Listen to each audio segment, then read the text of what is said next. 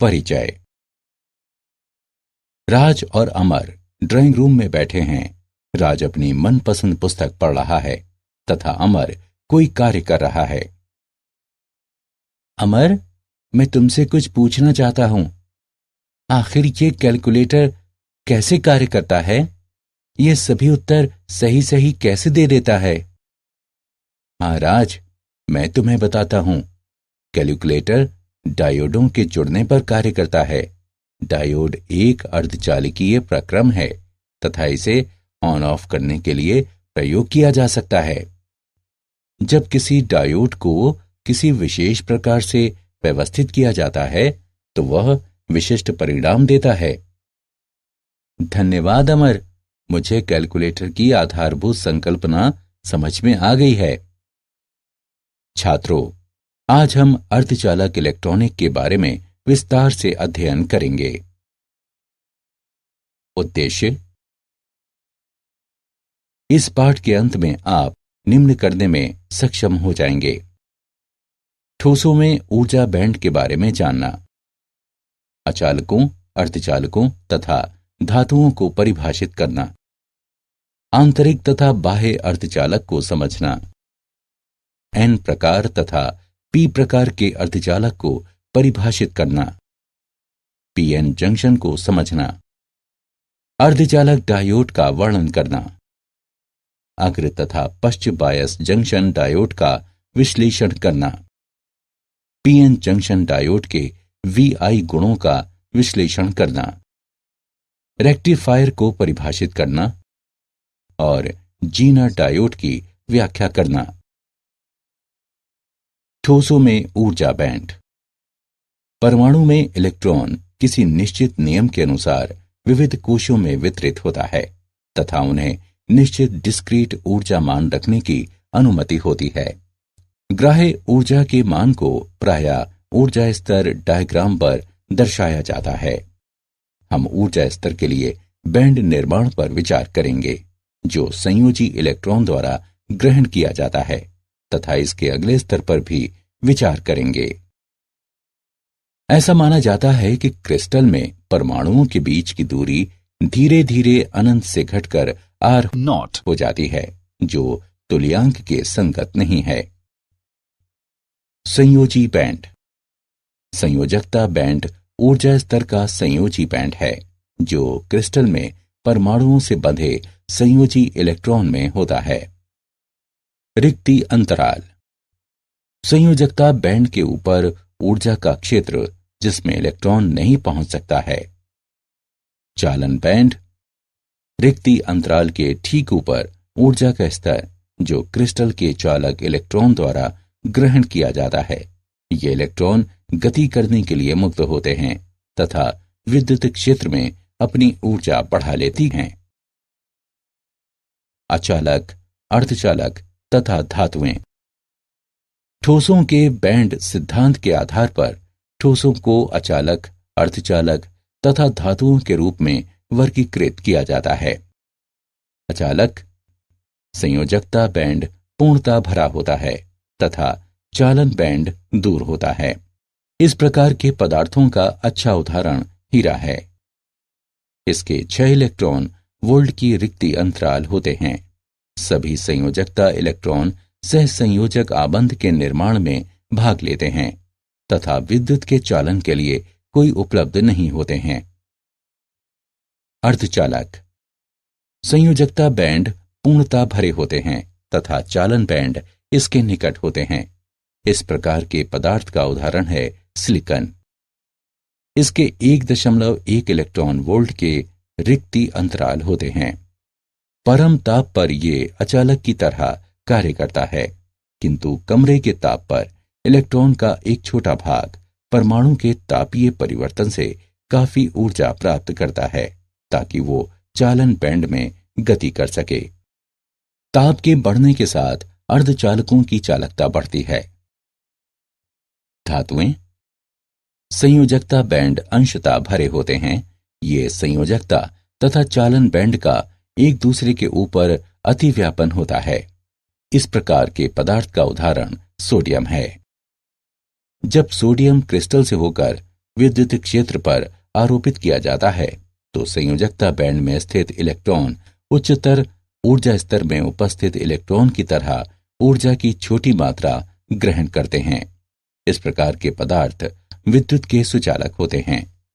सुचालक में अंशतः भरे हुए संयोजकता बैंड भी चालन बैंड होते हैं।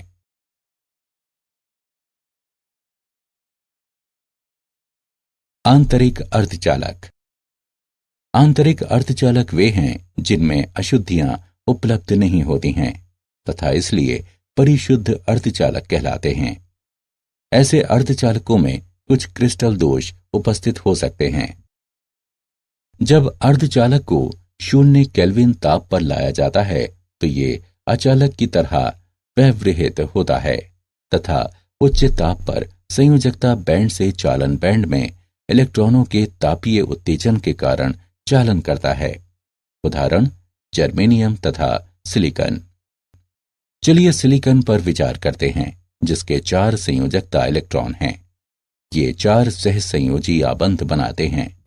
सहसंयोजक आबंध बनाने में जो इलेक्ट्रॉन भाग लेते हैं उसे संयोजकता इलेक्ट्रॉन कहते हैं।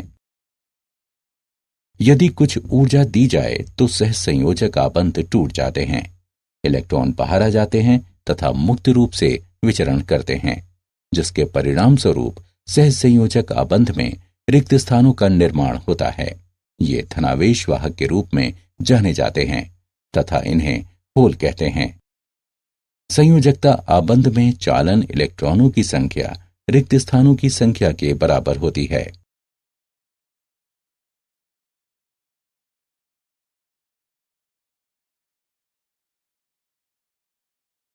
बाह्य अर्धचालक। बाह्य अर्धचालक वो होते हैं जिनमें अशुद्धियां बड़ी मात्रा में उपलब्ध होती हैं। अशुद्धियां तृतीय ग्रुप या 5वें ग्रुप के तत्व हो सकती हैं। बाह्य अर्धचालकों में उपस्थित अशुद्धियों के आधार पर उन्हें 2 प्रकारों में विभाजित किया जाता है। एन प्रकार के अर्धचालक। जब किसी शुद्ध अर्धचालक क्रिस्टल में पेंटा संयोजी अशुद्धि को मिलाया जाता है तो ऐसे क्रिस्टल को एन प्रकार के अर्धचालक कहते हैं। पी प्रकार के अर्धचालक। जब किसी अर्धचालक क्रिस्टल में तृतीय ग्रुप के तत्व को मिलाया जाता है तो ऐसे क्रिस्टल को पी प्रकार के अर्धचालक कहते हैं।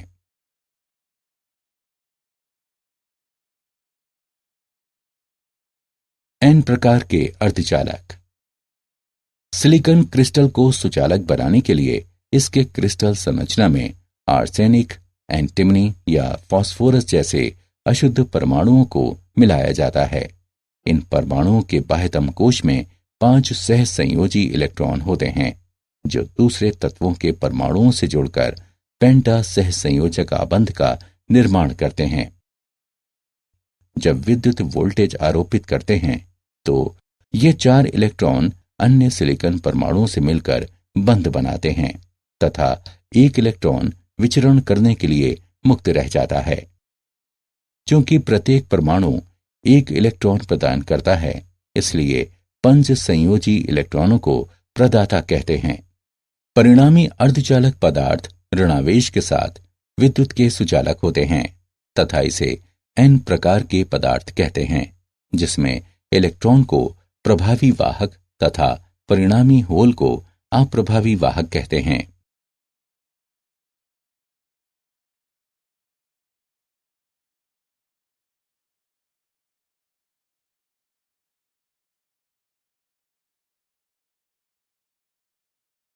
पी प्रकार के अर्धचालक। पी प्रकार के अर्धचालक में हम त्रिसंयोजी अशुद्धि को डालते हैं जैसे कि एल्यूमिनियम, बोरॉन अथवा इंडियम। बाह्यतम सहसंयोजक बंध में केवल 3 संयोजी इलेक्ट्रॉन उपस्थित होते हैं अर्थात चतुर्थ आबंध का निर्माण नहीं हो सकता है। ये अर्धचालक पदार्थ को प्रचुर आवेश वाहक प्रदान करता है जो क्रिस्टल की संरचना में होल कहलाता है। क्योंकि प्रत्येक अशुद्ध परमाणु होल का निर्माण करता है, त्रिसंयोजी अशुद्धि प्रायः ग्राहक के रूप में प्रसिद्ध है। चालन में मुख्यतः धन आवेश वाहक होते हैं जिससे पी प्रकार के पदार्थ बनते हैं, तथा धन होल को मुख्य वाहक कहते हैं, जबकि मुक्त इलेक्ट्रॉन को निम्न वाहक कहते हैं।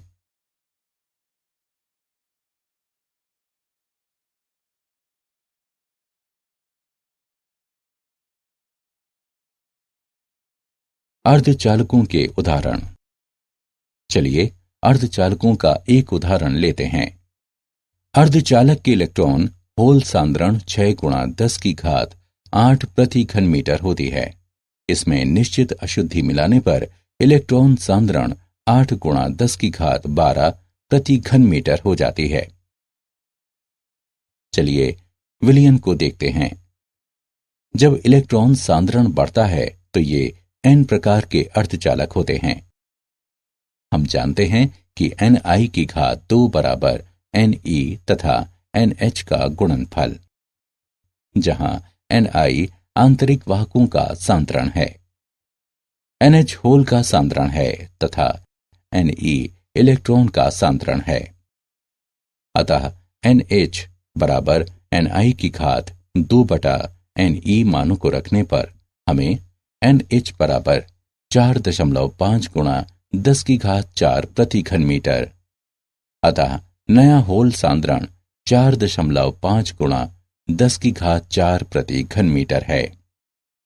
अशुद्धि मिलाने से ऊर्जा अंतराल घटता है। PN junction. यदि डोनर अशुद्धियों को एक तरफ से लाया जाए तथा ग्राहक अशुद्धियों को अर्धचालक पदार्थ के शुद्ध क्रिस्टल की दूसरी ओर से लाया जाए तो पीएन जंक्शन का निर्माण होता है। डोनर आयन को घन आवेश चिन्ह से इंगित किया जाता है। इसके बाद अशुद्ध परमाणु इलेक्ट्रॉन प्रदान करता है। ये धन आवेश बन जाता है। धारक आयन को ऋण चिन्ह से प्रदर्शित किया जाता है। इस परमाणु द्वारा इलेक्ट्रॉन ग्रहण करने के बाद ये ऋण आवेशित बन जाता है। आरंभ में पी प्रकार के पदार्थों में प्रचुर मात्रा में होल होते हैं तथा एन प्रकार के पदार्थों में प्रचुर इलेक्ट्रॉन होते हैं।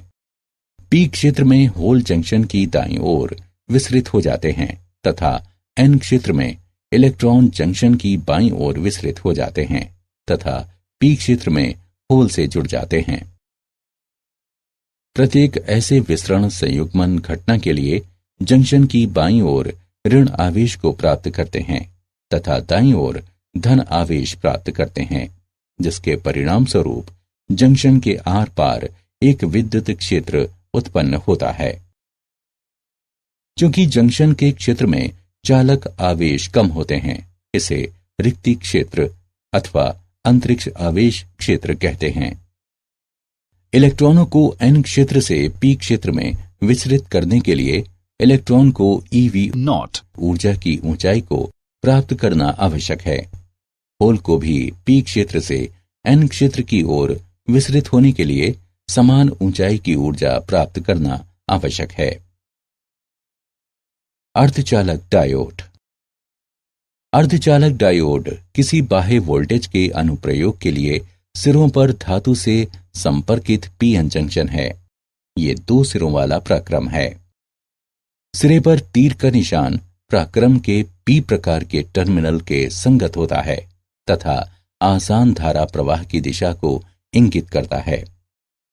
यह धारा को एक ही दिशा में प्रवाहित करने के लिए निम्न प्रतिरोध युक्त 2 टर्मिनल वाला विद्युत यंत्र है तथा दूसरी दिशा में प्रतिरोध उच्च होता है।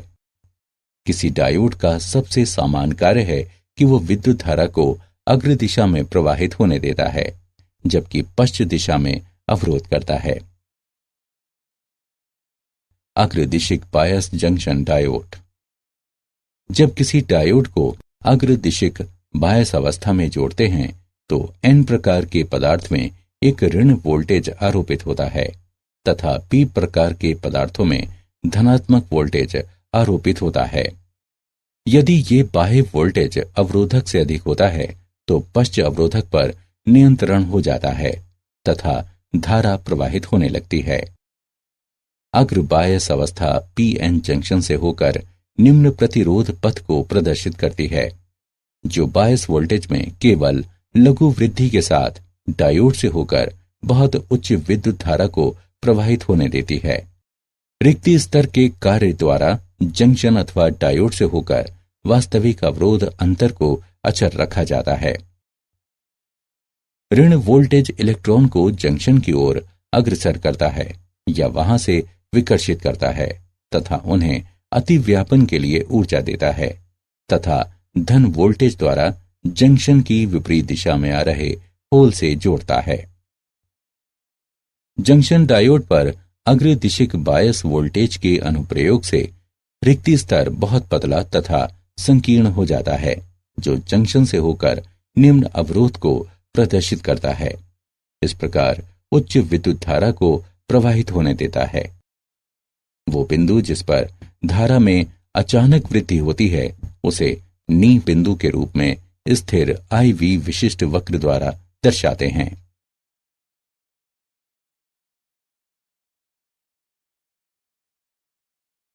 पश्चिम दिशिक bias junction diode.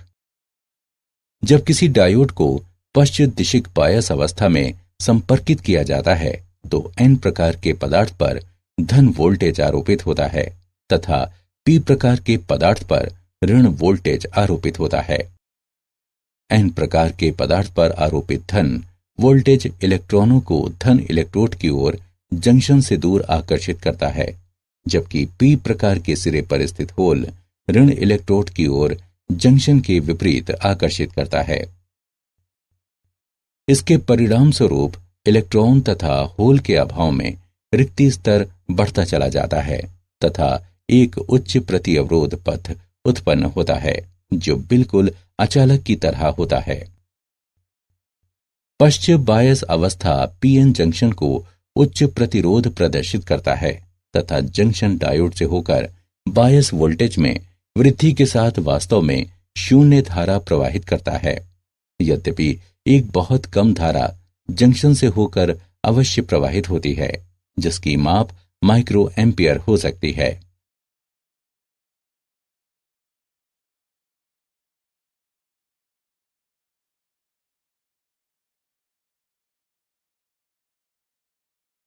PN junction diode के VI गुण।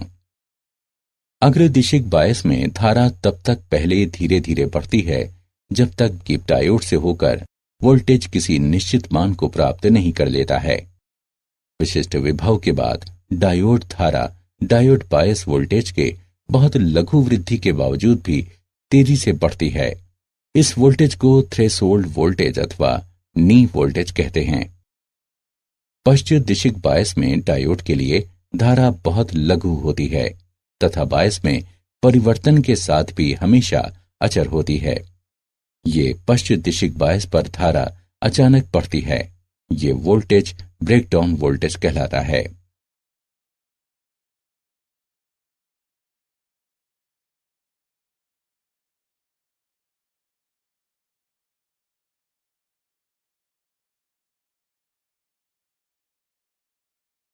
वर्धक। प्रत्यावर्ती धारा को दिष्ट धारा में रूपांतरित करने के प्रक्रम को वर्धन कहते हैं तथा इस रूपांतरण के लिए प्रयुक्त परिपथ वर्धक कहलाता है। क्रिस्टल डायोड वर्धक के रूप में प्रयुक्त होता है। दो प्रकार के वर्धक परिपथ प्रयोग में आते हैं। अर्ध तरंग वर्धक।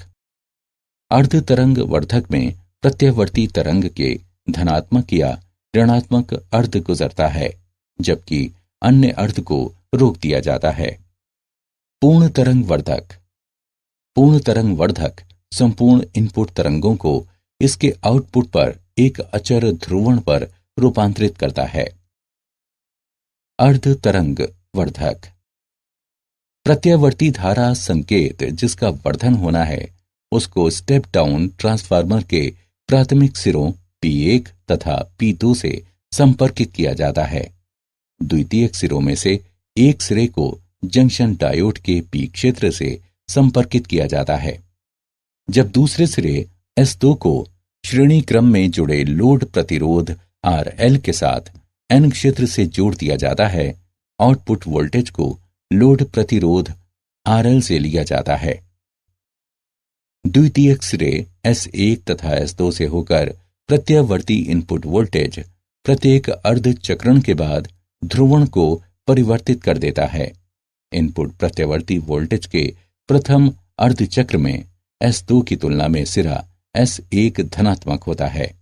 इस अर्ध चक्र के दौरान डायोड अग्रदिशिक बायस होता है तथा इसलिए डायोड धारा को A से B में प्रवाहित करता है।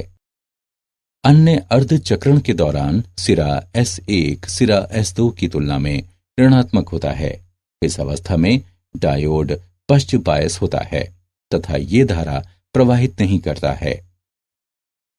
इस प्रकार धन अर्ध चक्र के लिए लोड प्रतिरोध RL से होकर विभवांतर होता है तथा ऋण अर्ध चक्र के दौरान विभवांतर नहीं होता है तथा लोड से होकर आउटपुट पल्सेटिंग दिष्ट धारा होते हैं।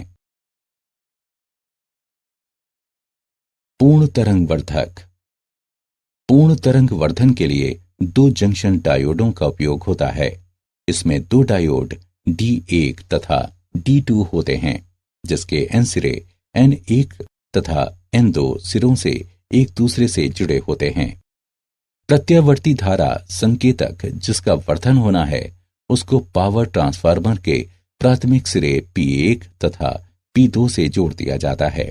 डायोड के P क्षेत्रों में P1 तथा P2 को ट्रांसफार्मर के द्वितीय सिरे S1 तथा S2 से संपर्कित कर दिया जाता है। आउटपुट को लोड RL से लिया जाता है। द्वितीयक S1 तथा S2 से होकर AC इनपुट वोल्टेज से प्रत्येक अर्धचक्र के बाद पोलैरिटी बदल लेता है। इनपुट प्रत्यावर्ती सिग्नल के प्रथम अर्धचक्र में टर्मिनल S1 धनात्मक होता है तथा S2 ऋणात्मक होता है। तब डायोड D1 अग्रदिशिक बायस होता है तथा डायोड D2 पश्चिम दिशिक बायस होता है। अतः डायोड D1 से चालन होता है जबकि डायोड D2 से नहीं होता है। डायोड D1 के कारण धारा की दिशा A से B की ओर होती है। दूसरे अर्धचक्र में टर्मिनल S1 ऋणात्मक है तथा S2 धनात्मक है। डायोड D1 पश्चिम दिशिक बायस है तथा डायोड D2 अग्रदिशिक बायस होता है। अतः डायोड D2 में चालन होता है जबकि D1 में चालन नहीं होता है। डायोड D2 के कारण धारा की दिशा A से B की ओर है। अतः इनपुट प्रत्यावर्ती धारा सिग्नल के लिए आउटपुट धारा एक दिशी पल्सज सतत श्रृंखला होती है।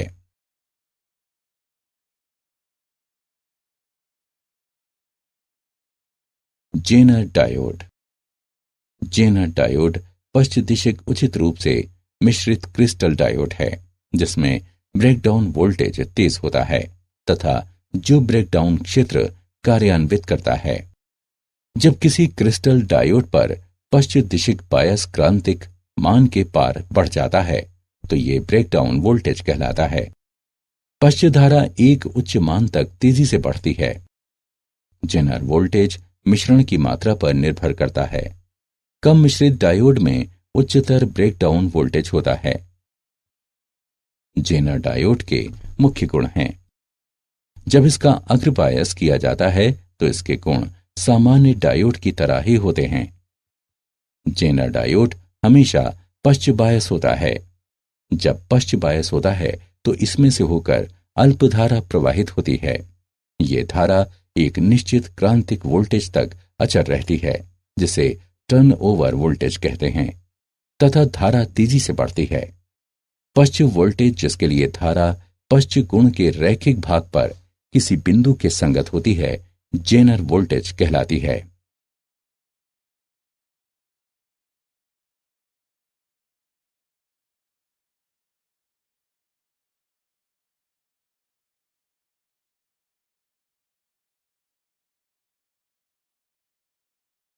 क्या आप जानते हैं कुछ पदार्थों को अर्ध अचालक के रूप में वर्गीकृत किया जाता है। इनकी विद्युत चालकता विद्युत अचालकता के निकट होती है। एक सामान्य अर्ध अचालक का उदाहरण गैलियम आर्सेनाइड है। किसी इलेक्ट्रॉनिक युक्ति के लिए सिलिकॉन दिल की तरह है। आज अधिकांश अर्धचालक चिप्स तथा ट्रांजिस्टर सिलिकॉन से बनाए जाते हैं। किसी चिप का इलेक्ट्रॉनिक क्षेत्रफल वो होता है जिसमें अल्प रसायन जैसे बोरॉन तथा फास्फोरस मिलाया जाता है, जो सिलिकॉन की चालकता को बदल देता है। सारांश। आइए हमने जो कुछ सीखा है उसे संक्षेप में दोहराएं। अर्धचालक में संयोजकता बैंड पूर्णता भरा होता है तथा चालक बैंड इसके निकट होता है। अर्धचालक पदार्थ की चालकता ताप बढ़ने से बढ़ता है। आंतरिक अर्धचालक वो पदार्थ होते हैं जिनमें मिश्रण नहीं होता है तथा इसे शुद्ध अर्धचालक कहा जाता है। पी प्रकार के अर्धचालकों में हम क्रिस्टल संरचना में त्रिसंयोजक मिश्रण को डालते हैं, जैसे कि एल्यूमिनियम, बोरॉन अथवा इंडियम। यदि दाता मिश्रण शुद्ध क्रिस्टल अर्धचालक पदार्थ के एक तरफ प्रविष्ट होते हैं तथा ग्राही मिश्रण को इसकी दूसरी ओर, तो पीएन जंक्शन का निर्माण होता है। एक अर्धचालक डायोड मूलतः धात्विक संपर्क के साथ पीएन जंक्शन है, जो बाह्य वोल्टेज के अनुप्रयोग के लिए अंतिम सिरों पर जुड़े होते हैं। प्रत्यावर्ती धारा को दिष्ट धारा में बदलने के प्रक्रम को प्रवर्धन कहते हैं तथा इस रूपांतरण के लिए परिपथ को प्रवर्धक कहते हैं। जेना डायोड उचित रूप से मिश्रित एक पश्च बायस डायोड है, जिसमें तेज ब्रेकडाउन वोल्टेज होता है, ब्रेकडाउन क्षेत्र में कार्य करता है।